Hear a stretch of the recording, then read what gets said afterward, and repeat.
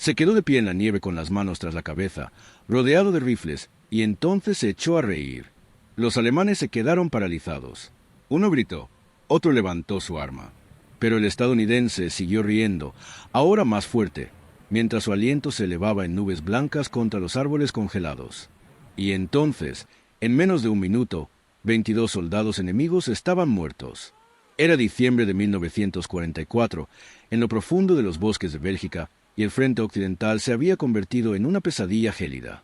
La batalla de las Ardenas azotaba las Ardenas con una velocidad y una violencia impactantes.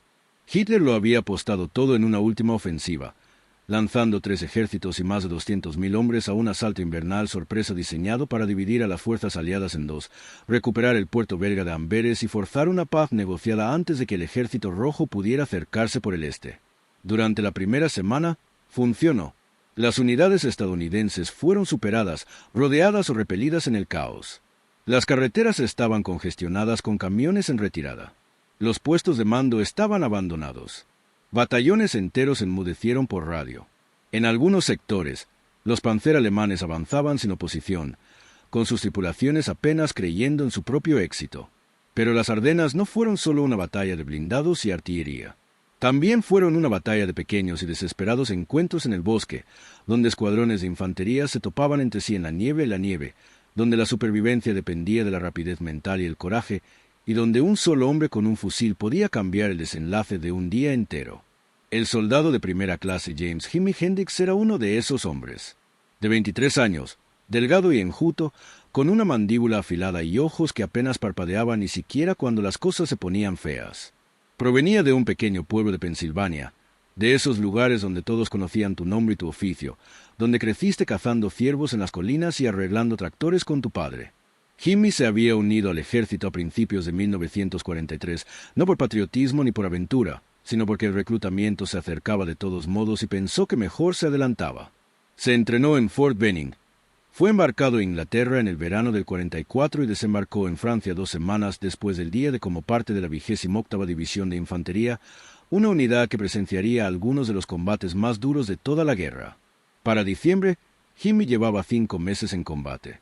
Había cruzado ríos bajo fuego enemigo, despejado aldeas casa por casa, cavado trincheras en tierra helada y visto morir a amigos de formas absurdas. Había aprendido a dormir con la artillería y a despertar con el chasquido de una ramita. Había aprendido que el miedo siempre estaba ahí, asentado en el pecho como una piedra. Pero aún podías moverte, disparar y pensar con él.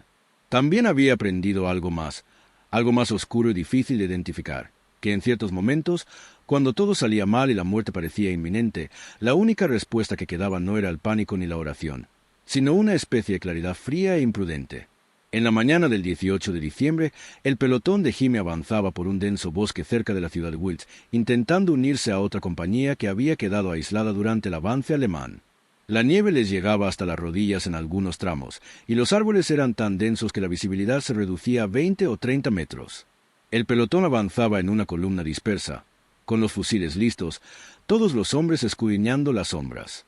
Nadie hablaba. Los únicos sonidos eran el crujido de las botas en la nieve y el lejano estruendo de la artillería en algún lugar al norte.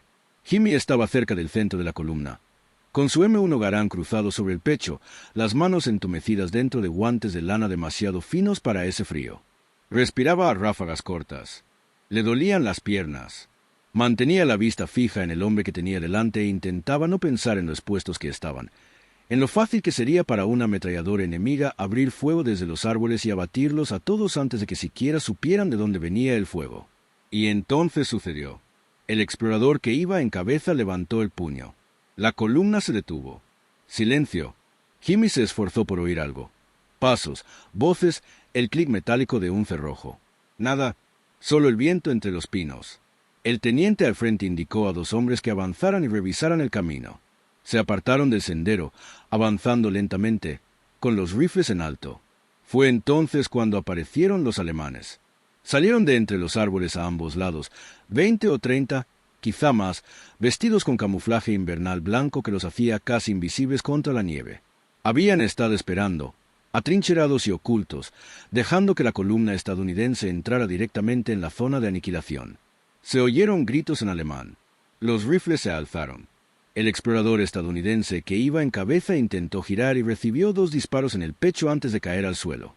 El segundo hombre se escondió tras un árbol y devolvió el fuego, pero en cuestión de segundos quedó inmovilizado por una lluvia de balas que destrozó la corteza a su alrededor. El resto del pelotón se dispersó.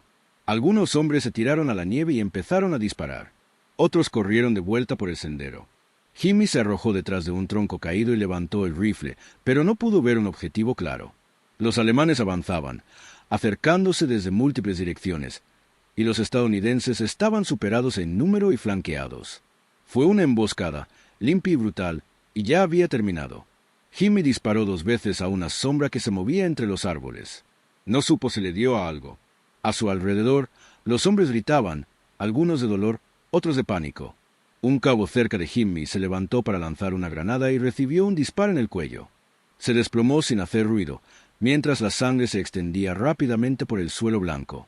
El teniente gritaba órdenes, intentando organizar la retirada, pero su voz quedó ahogada por el rugido de los disparos. Y entonces Jimmy sintió el frío metal del cañón de un rifle presionado contra la parte posterior de su cabeza. Se quedó paralizado. Una voz ladró algo en alemán, áspera y cortante. Jimmy no se movió. La presión del cañón aumentó, hundiendo su rostro en la nieve. Unas manos agarraron su rifle y lo apartaron. Otra voz gritó, más cerca ahora, y Jimmy sintió unas manos ásperas que lo pusieron de pie. Levantó la vista y vio a 3 soldados alemanes rodeándolo, con rostros duros y alerta, sus armas apuntando a su pecho. Uno de ellos, un joven con un fino bigote rubio, le indicó con su rifle que se pusiera las manos detrás de la cabeza. Jimmy lo hizo. A su alrededor, la emboscada estaba llegando a su fin. La mayor parte del pelotón estadounidense había muerto, resultado herido o capturado. Algunos habían escapado al bosque, pero los alemanes no los perseguían. Habían conseguido lo que buscaban. 8 prisioneros estadounidenses estaban arrodillados en la nieve en una hilera irregular, con las manos tras la cabeza, rodeados de fusiles enemigos. Jimmy era uno de ellos. El oficial alemán al mando, un hombre alto de unos 30 y tantos años, de nariz afilada y fríos ojos azules, caminaba lentamente entre la fila de prisioneros, observándolos atentamente. Se detuvo frente a Jimmy y lo observó un buen rato. Luego dijo algo en alemán a los soldados que estaban cerca. Asintieron. El oficial se dio la vuelta y regresó hacia los árboles, dando órdenes. Los soldados comenzaron a atarles las manos a los prisioneros con cuerdas. La mente de Jimmy estaba a 1000 por hora. Había oído historias sobre lo que le sucedía a los prisioneros de guerra estadounidenses, especialmente durante el caos de las Ardenas. Algunos fueron enviados a campos de concentración. A otros los fusilaron en el acto. A otros los llevaron al bosque y nunca más se les volvió a ver. Se suponía que la Convención de Ginebra protegía a los prisioneros, pero allí, en medio de una desesperada ofensiva invernal, las reglas no siempre se aplicaban. Jimmy también había oído hablar de la masacre de Malmedy, donde más de 80 prisioneros estadounidenses habían sido acribillados por tropas de las SS tan solo unos días antes. La noticia corrió como la pólvora por la división, y todos los soldados sabían lo que significaba. Si te capturaban, no había garantías. Jimmy tenía las manos atadas a la espalda, y la cuerda le cortaba las muñecas. El soldado que lo ató, un hombre corpulento, con la cara roja y los dientes en mal estado, lo empujó hacia adelante y murmuró algo en voz baja. Jimmy se tambaleó, pero mantuvo el equilibrio.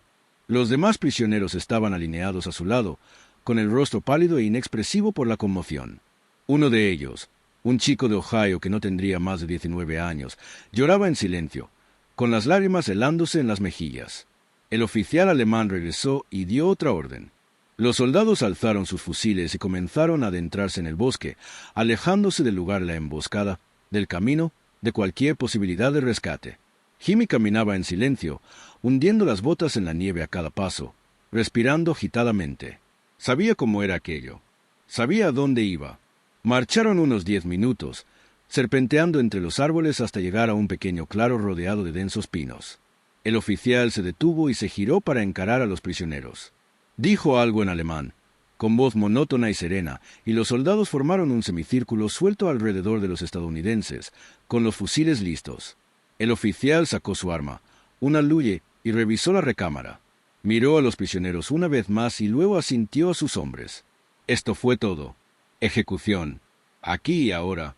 Los soldados alemanes alzaron sus fusiles. El joven de Ohio empezó a sollozar abiertamente, temblando por completo. Otro prisionero, un sargento mayor con un marcado acento de Brooklyn, cerró los ojos y empezó a susurrar el Padre Nuestro. Jimmy se quedó inmóvil, con el corazón latiendo tan fuerte que lo sentía en la garganta. Tenía las manos atadas. Había perdido su fusil. No había escapatoria. Ninguna maniobra astuta. Ningún rescate de último momento. Iba a morir en ese claro helado de Bélgica, acribillado como un perro, y nadie lo sabría jamás. Y entonces algo dentro de él se quebró. No era rabia, no era desesperación.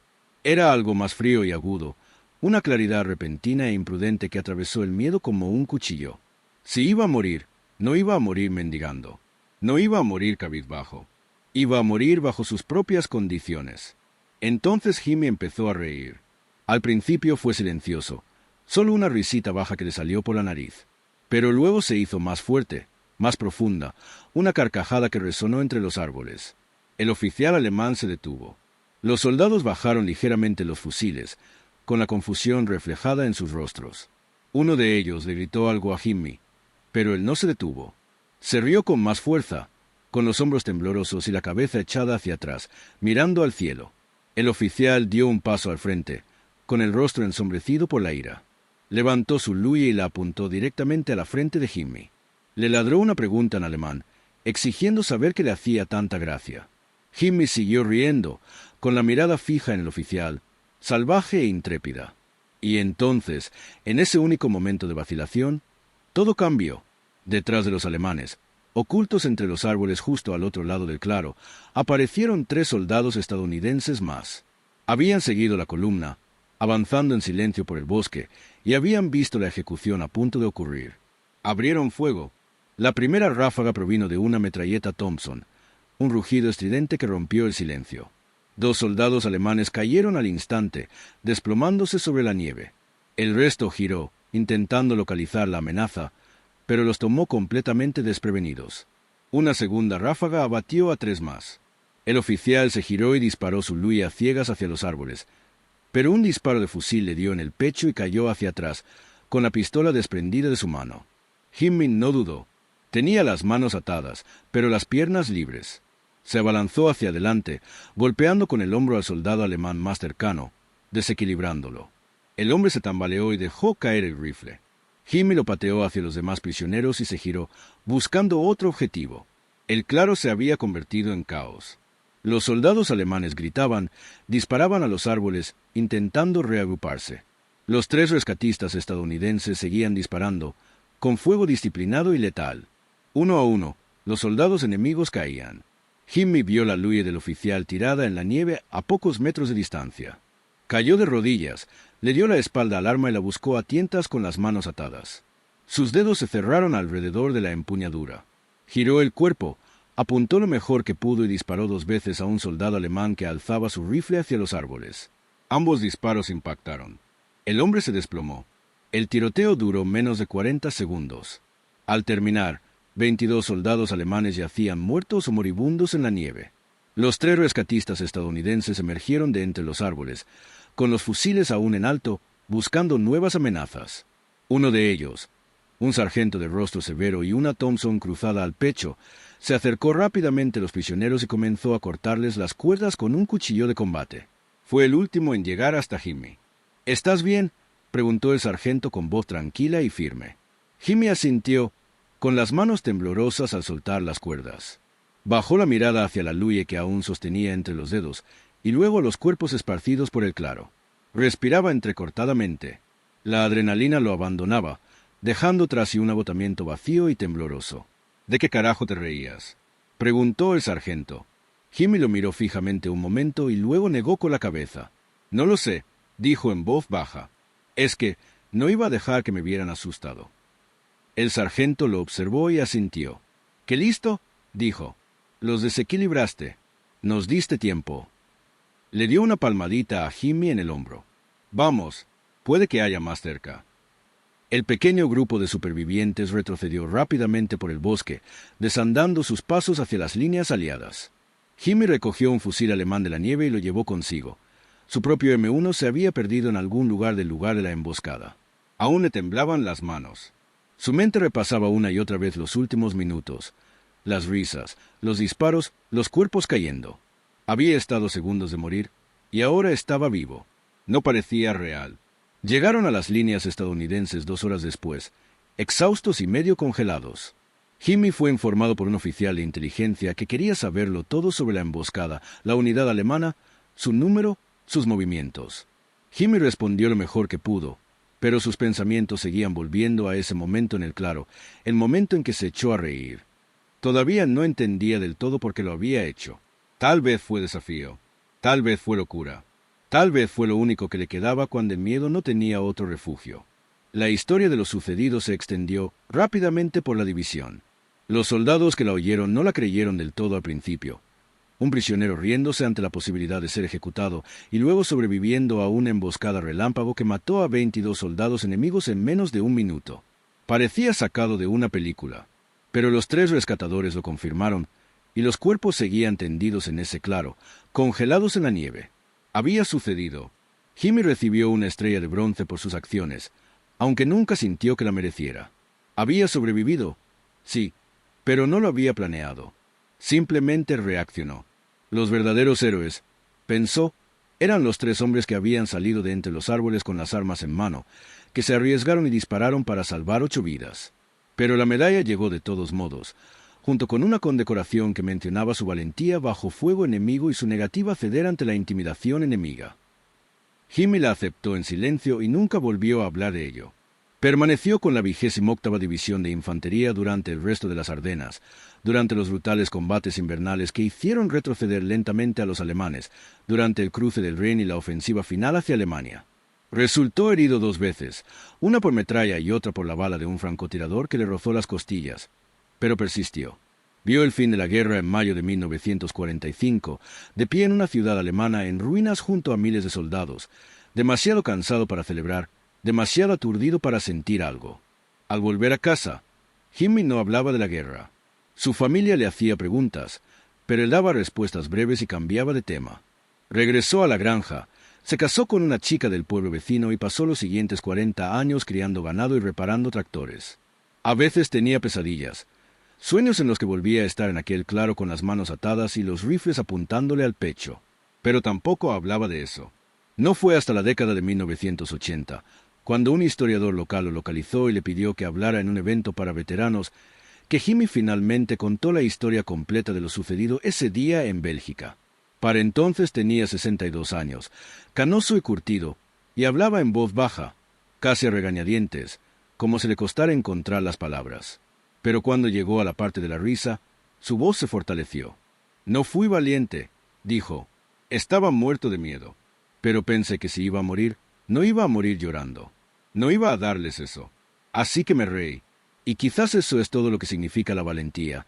Simplemente negarse a que el miedo tenga la última palabra». El público guardó silencio. Algunos eran veteranos, hombres que comprendían lo que quería decir. Otros eran más jóvenes, estudiantes y profesores que nunca habían estado en combate, pero que percibían el peso de lo que oían. Cuando Jimmy terminó, la sala estalló en aplausos. Asintió una vez y se sentó, con las manos cruzadas sobre el regazo y la mirada perdida. Jimi Hendrix falleció en 1996, a los 75 años, rodeado de su familia. Su obituario mencionó su servicio en la Segunda Guerra Mundial, su estrella de bronce y sus décadas de trabajo silencioso en la granja. No mencionó las risas, ni el desmonte, ni los 22 soldados alemanes. Pero quienes lo conocieron, los veteranos que habían escuchado la historia, la recordaron. Se la contaron a sus hijos y nietos, y se convirtió en una de esas raras historias de guerra que perduran, porque capturan algo verdadero y universal sobre el espíritu humano. La guerra está llena de momentos que destrozan a la gente. Los desgasta, les arrebata la dignidad y los obliga a enfrentarse lo peor de sí mismos y del mundo. Pero de vez en cuando, en medio de esa oscuridad, alguien encuentra la manera de contraatacar. No con fuerza, estrategia ni potencia de fuego, sino con algo más simple y tenaz, la negativa a rendirse, no solo su cuerpo, sino su identidad. Jimi Hendrix podría haber muerto en ese claro. La mayoría de los hombres en su posición lo habrían hecho, pero, en cambio, rió. Y ese acto único, absurdo y desafiante, se convirtió en la grieta en la certeza del enemigo, La vacilación que permitió a 3 soldados estadounidenses cambiar el curso de la situación en 40 segundos de brutal violencia. La lección aquí no se trata de tácticas ni de heroísmo en el sentido tradicional. Se trata del poder de la resistencia, de cómo un solo ser humano puede alterar la lógica de la muerte simplemente negándose a seguirle el juego. Los alemanes esperaban miedo, esperaban sumisión, esperaban que los prisioneros aceptaran su destino. Y cuando Jimmy rió, destrozó esa expectativa. No solo ganó tiempo, sino que tomó el control del momento, incluso con las manos atadas y una pistola apuntándole la cabeza. Ese tipo de valentía no proviene del entrenamiento ni de la doctrina. Proviene de algo más profundo, un lugar donde la mente toma una decisión que el cuerpo debe seguir, sin importar las probabilidades. La historia recuerda las grandes batallas, los generales, los puntos de inflexión. Pero se construye a partir de momentos como este, momentos en los que un hombre en un bosque helado decide que el miedo no lo definirá y, al hacerlo, se salva no solo a sí mismo, sino a todos los que lo rodean. Jimi Hendrix no se propuso ser un héroe. Simplemente se negó a morir como una víctima. Y a veces, esa negativa es el arma más poderosa de todas. Los bosques de Bélgica están en silencio ahora. La nieve se ha derretido y ha vuelto 1000 veces desde 1944. Los árboles han crecido más altos. Los cuerpos ya no están, enterrados en cementerios militares o devueltos a sus hogares, con familias en duelo. Pero la historia permanece, transmitida de generación en generación, un recordatorio de que incluso en los momentos más oscuros, cuando la muerte parece inminente y la esperanza se desvanece, aún hay una opción. Puedes rendirte al miedo o reírte en su cara. Y a veces, solo a veces, esa risa basta para cambiarlo todo. La batalla de las Ardenas fue la última gran apuesta de Hitler, y por un breve y aterrador instante, pareció que podría funcionar. El 16 de diciembre de 1944, más de 200.000 soldados alemanes lanzaron una ofensiva sorpresa a través de la densa región boscosa de las Ardenas, atacando una delgada línea de defensas estadounidenses que se había considerado un sector tranquilo. El ataque se produjo en pleno invierno, bajo una densa niebla y nieve que paralizó la fuerza aérea aliada e hizo casi imposible el reconocimiento. Divisiones estadounidenses enteras fueron superadas en las primeras 24 horas. Las líneas de comunicación quedaron cortadas. Los depósitos de suministros fueron abandonados. En algunos lugares, los tanques alemanes avanzaron tan rápido que capturaron a soldados estadounidenses que aún desayunaban. La 28ª División de Infantería, conocida como la División Keystone por sus orígenes en Pensilvania, soportó lo más duro del asalto inicial. Situada a lo largo de un frente de 40 kilómetros, la división se encontraba en una situación desproporcionada, con algunas compañías encargadas de defender sectores que normalmente requerirían un batallón entero. Cuando comenzó el bombardeo de artillería alemana a las 5:30 de la madrugada del 16 de diciembre, fue el bombardeo más intenso que se había visto en el frente occidental desde el día D. Los proyectiles llovieron durante 90 minutos, destrozando trincheras, derrumbando búnkeres y destrozando las líneas de comunicación. Y entonces, entre el humo y la nieve, llegó la infantería.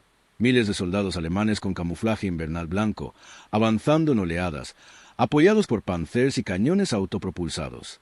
Jimi Hendrix se había atrincherado en una loma con vistas a un estrecho valle cuando comenzó el ataque. Los primeros proyectiles impactaron a 200 metros de distancia, con destellos anaranjados que estallaban a través de la niebla. Las explosiones eran tan potentes que arrancaron la nieve de los árboles. En cuestión de minutos, todo el sector quedó envuelto en humo y caos. El soldado que estaba junto a Jimmy, un joven granjero de Iowa llamado Miller, agarró su rifle y empezó a disparar a ciegas contra la niebla, gritando algo incomprensible. Jimmy lo agarró por el hombro y lo arrastró hacia la trinchera. ¡Alto el fuego!, gritó Jimmy por encima del estruendo de las explosiones. Aún no se ve nada, pero Miller seguía gritando, con los ojos abiertos y desenfocados, hasta que un proyectil impactó a 4,5 metros de distancia y la conmoción los dejó inconscientes durante varios segundos. Cuando Jimmy recobró el conocimiento, le zumbaban tanto los oídos que no oía nada más que un agudo gemido. Miller estaba desplomado contra la pared de la trinchera, con la nariz ensangrentada, pero respiraba. Jimmy lo sacudió hasta que abrió los ojos y luego señaló hacia el valle. Entre el humo, se movían siluetas oscuras. Muchas. La infantería alemana alcanzó su posición 20 minutos después. Jimmy y Miller, junto con una docena de hombres de su pelotón, Defendieron la cresta durante 3 horas, disparando hasta que sus cañones estaban demasiado calientes para tocarlos, lanzando granadas hasta agotarlas, calando bayonetas y esperando el asalto final. Pero este nunca llegó. Los alemanes rodearon la cresta y se adentraron más en las líneas estadounidenses, dejando focos aislados de resistencia que serían neutralizados posteriormente. A media tarde, la compañía de Jimmy había sido aislada, rodeada y se le había ordenado que se abriera paso hasta un punto de concentración a 8 kilómetros a la retaguardia. Avanzaron por el bosque en pequeños grupos, evitando los caminos, manteniéndose alejados de las crestas, y solo cuando la niebla era lo suficientemente densa como para ocultarlos. El grupo de Jimmy, 8 hombres, incluyendo Miller, recorrió 3 kilómetros antes de toparse con una patrulla alemana. El tiroteo fue breve y brutal. Miller recibió una bala en el pulmón y murió asfixiado con su propia sangre mientras Jimmy le sujetaba la mano. Otros 3 hombres murieron en el acto. El resto se dispersó por el bosque. Jimmy corrió hasta que le fallaron las piernas, luego se arrastró bajo un árbol caído y permaneció allí, temblando y en silencio hasta el anochecer. Cuando por fin volvió a moverse, estaba solo. Pasó los 2 días siguientes intentando alcanzar líneas aliadas, moviéndose principalmente de noche, ocultándose durante el día, comiendo nieve y sus últimas raciones. Vio convoys alemanes avanzando hacia el oeste por las carreteras, oyó el estruendo de los tanques y el lejano estallido de los disparos, y supo que la ofensiva seguía avanzando. Al tercer día, se topó con otro grupo de soldados estadounidenses, restos de diferentes unidades, todos intentando reagruparse.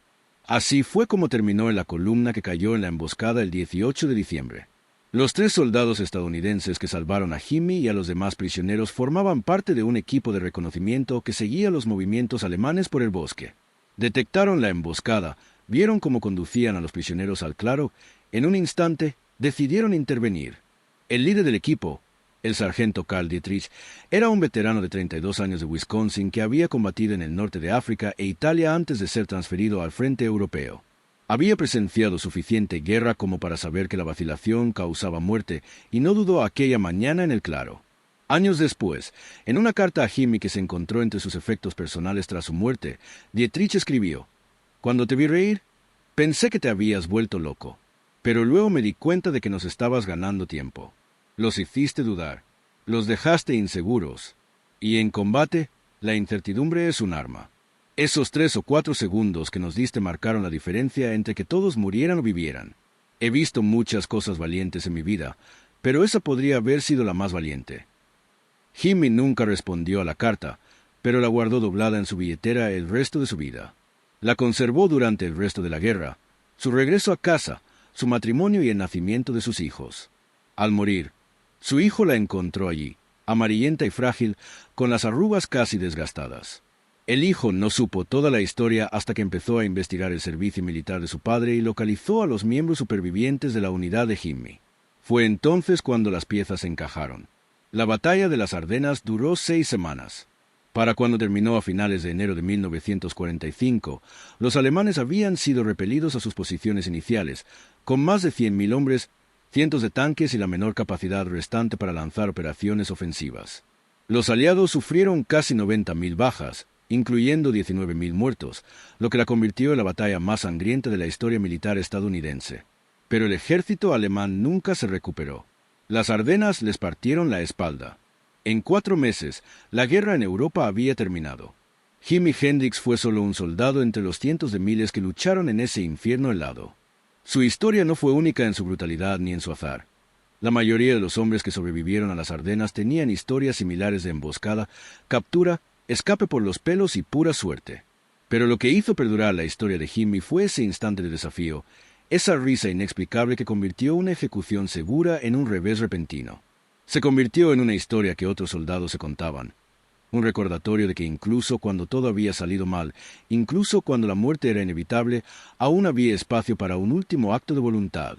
Los psicólogos que estudian el estrés de combate y la supervivencia han identificado lo que llaman la respuesta desafiante, un estado psicológico poco común que ocurre cuando una persona que se enfrenta a una muerte segura pasa repentinamente del miedo a una especie de aceptación agresiva. No es suicidio, no es resignación, es algo más. Una decisión consciente de rechazar el victimismo y recuperar la autonomía, incluso en los últimos momentos de la vida. La risa de Jimmy fue un ejemplo clásico de esta respuesta. No podía luchar, no podía escapar, pero podía negarse a darles a sus captores la satisfacción de verlo destrozado. Y esa negativa, por irracional que pareciera, creó una oportunidad. El oficial alemán que estaba a punto de ejecutar a los prisioneros dudó porque el comportamiento de Jimmy no encajaba con el patrón. Se suponía que los prisioneros debían suplicar, llorar o permanecer en silencio, aterrorizados. La risa estaba fuera del guión. Sugería un conocimiento oculto, una trampa, algo que el oficial no veía. Y en ese momento de confusión, el equilibrio de poder cambió lo justo para que los 3 soldados estadounidenses actuaran. El tiroteo que siguió terminó en 40 segundos, pero fueron los 3 segundos de risa los que lo hicieron posible. Jimmy nunca se consideró un héroe. En entrevistas posteriores, minimizó repetidamente sus acciones, insistiendo en que solo había reaccionado por instinto, que cualquiera en su posición habría hecho lo mismo. Pero quienes escucharon la historia lo sabían mejor. No todos se ríen cuando les apuntan con un arma a la cabeza.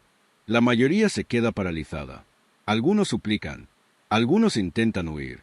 Pero reír, eso requiere un tipo de valentía diferente, la que no calcula las probabilidades ni sopesa las opciones, la que simplemente se niega a aceptar la versión de la realidad del enemigo. Después de la guerra, Jimmy rara vez asistía a las reuniones de veteranos ni hablaba públicamente sobre su servicio. La atención le resultaba incómoda y las preguntas intrusivas. Pero se mantuvo en contacto con los 3 hombres que le habían salvado la vida, intercambiando tarjetas navideñas y llamadas telefónicas ocasionales. El sargento Dietrich se convirtió en policía en Milwaukee. Los otros 2, el cabo Sam Ruiz y el soldado de primera clase Ede Kowalski, regresaron a la vida civil. Uno se convirtió en mecánico y el otro en maestro de escuela. Todos vivieron una larga vida, formaron familias y cargaron con el peso de lo vivido en la guerra sin dejar que los definiera. En 1994, 50 años después de la batalla de las Ardenas, los 4 hombres fueron invitados a una ceremonia conmemorativa en Bélgica. Jimmy tenía 73 años y su salud era delicada, pero hizo el viaje. Regresaron al bosque donde había tenido lugar la emboscada, ahora tranquilo y verde, surcado por senderos y marcado con pequeños monumentos a las unidades que allí lucharon. El claro donde se había interrumpido la ejecución seguía allí, aunque los árboles habían crecido más altos y la nieve había desaparecido hacía tiempo. Jimmy permaneció en el centro un buen rato, sin decir nada, simplemente mirando a su alrededor. Dietrich estaba a su lado. ¿Lo recuerdas?, preguntó. Cada segundo, dijo Jimmy en voz baja. No se quedaron mucho tiempo. No había nada más que decir. El pasado era el pasado, y ningún recuerdo cambiaría lo sucedido ni traería de vuelta a los hombres que habían muerto. Pero allí, en ese bosque tranquilo, Jimmy sintió algo que no había sentido en 50 años. Una sensación de cierre, el reconocimiento de que había sobrevivido no solo por suerte o habilidad, sino por algo más profundo, algo que lo conectaba con los hombres que lo habían salvado y con todos los soldados que habían luchado y muerto en esos bosques helados. Cuando Jimmy falleció 2 años después, a su funeral asistieron más de 300 personas, incluyendo veteranos de todo el país que habían escuchado su historia y querían presentarle sus respetos. El sargento Dietrich pronunció el panegírico con voz firme a pesar de su edad. No habló de medallas ni de batallas. Habló del hombre que conoció, el granjero tranquilo que una vez se rió ante la muerte y, al hacerlo, recordó a todos los que escucharon la historia que la valentía no es la ausencia de miedo, sino la negativa a dejar que el miedo triunfe. La lección de Jimi Hendrix no es que la risa puede detener las balas ni que la rebeldía garantice la supervivencia. Es que en los peores momentos de la vida, cuando se pierde todo control y la muerte parece inevitable, aún hay una opción. Puedes rendirte a la desesperación o puedes encontrar un último acto de resistencia, una última afirmación de tu humanidad. Jimmy eligió la risa y le salvó la vida. Pero incluso si no hubiera sido así, incluso si las balas hubieran llegado y la historia hubiera terminado de otra manera, ese momento de rebeldía habría importado. Porque no se trataba de sobrevivir. Se trataba de negarse a ser borrado, negarse a dejar que el enemigo tuviera la última palabra, negarse a morir como algo menos que un hombre que había elegido su propia respuesta al destino. La guerra arrebata muchas cosas. La dignidad, la esperanza, la inocencia, pero no puede arrebatar la capacidad humana de elegir. Incluso en un claro helado de Bélgica, con las manos atadas y los fusiles en alto, un hombre aún puede decidir quién será en sus últimos momentos. Y a veces, esa decisión resuena mucho más allá del momento mismo, convirtiéndose en una historia que otros llevan consigo, un recordatorio de que incluso en los lugares más oscuros, el espíritu humano puede encontrar la manera de resistir. Si esta historia te pareció conmovedora, no olvides suscribirte para ver más historias reales increíbles. Deja un comentario abajo y dime desde dónde la ves.